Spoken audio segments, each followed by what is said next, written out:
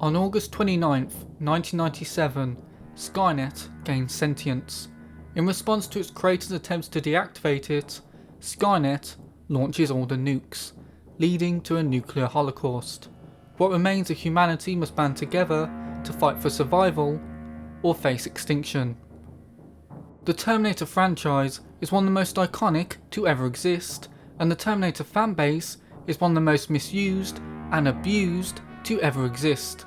This franchise may have begun with two iconic pieces of cinema, where a Terminator is sent back in time to assassinate a would-be resistance leader, but every installment after those two has only gotten worse and worse. And I don't even think every Terminator film after Terminator 2 has been bad, but there have been some real clangers. I am a man who watched Terminator Genesis at the cinemas. Watching that film changes a man, and not in a good way. So when it was announced that this franchise would be joining the long and ever-growing line of famous Western IPs getting anime adaptations, I realised that I didn't really care about this anime either way. I was interested enough to actually sit down and watch it, but I essentially went in with no expectations, other than I assumed that it would have really good animation, courtesy of the always great Production IG, which it does by the way. Although I do hate that by the end of the season, the Terminator had changed from being this completely 2D animated killing machine to a completely CGI exoskeleton. But outside of some less than stellar CGI, the animation in this anime was fantastic.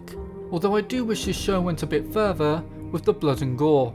Whilst there is some excellent action here, it does feel like this show is holding back just a tad.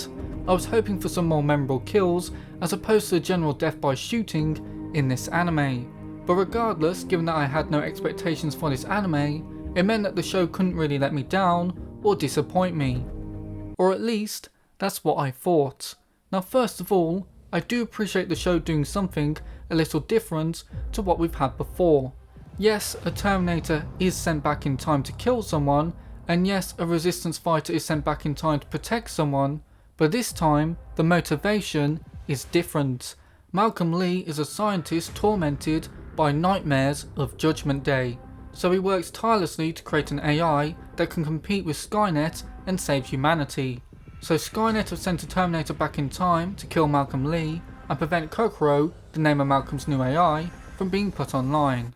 What's interesting is that Kokoro isn't necessarily an ally to humanity.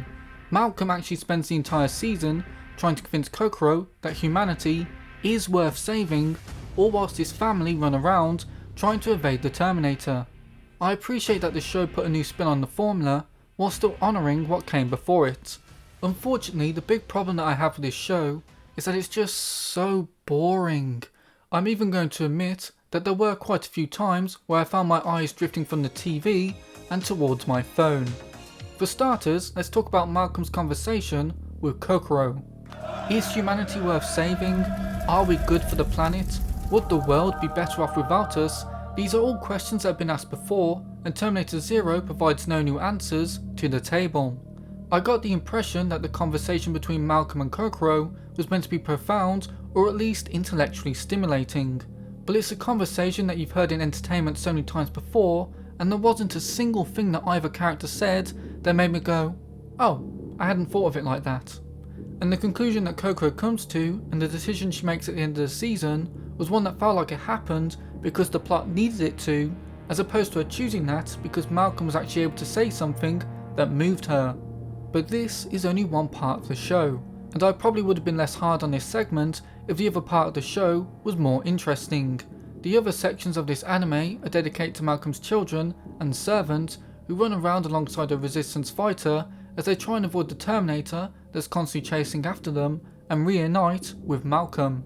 The reason why I didn't really connect with this part of the anime, and to be honest the reason that I didn't click with this anime as a whole, is because the characters are so uninteresting. They have the most bare-bone personalities, and literally any one of them could have died and I would not have cared. In fact, a couple of times I did want one of them to die just so something shocking and unexpected would happen. Unfortunately, the most interesting character in this show is the actual Terminator. The Terminator in this show actually comes across as really creative and smart. It even creates a little crossbow weapon for itself that it attaches to its arm.